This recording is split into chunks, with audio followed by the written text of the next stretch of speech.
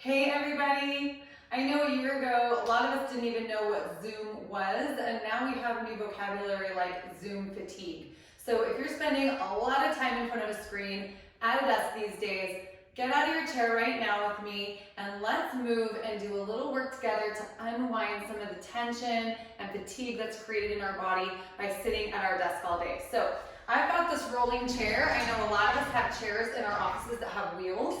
So be safe. Every chair is a little bit different, but I'm just going to show you some nice mobility exercises that you can do right away. So grabbing the back of your chair, relax your shoulders, get nice and stacked over your feet, and we're just going to start to do this hip hinge movement.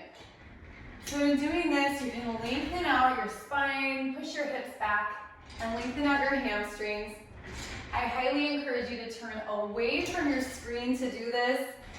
Give your eyes something different to focus on, maybe find something out in the distance to look at. Let's add to this movement and unwind some of the tension from our shoulders from being on our keyboard a lot. So if you go into that hip hinge again, you can do this sort of backstroke type of movement. And just reach your fingertips as far away as you can, just exploring whatever range of motion is available to you today. Again, keep even weight in both of your feet. So you want to keep yourself grounded on your feet. Another really great one is going to be a little crossover step. So we're going to just start to step back, and maybe you can release one of your arms as you do this.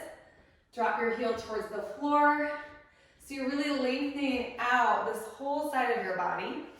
And you're just using the back of the chair for a little stability, but of course you don't really even need the back of the chair for this one.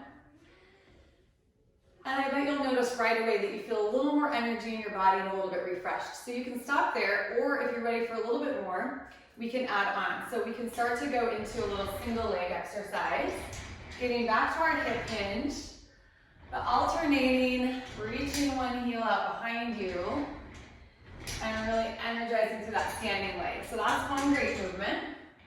You can also do a single leg reverse lunge and sort of swivel your chair from side to side. So this gives you a little bit of rotational movement in the upper body.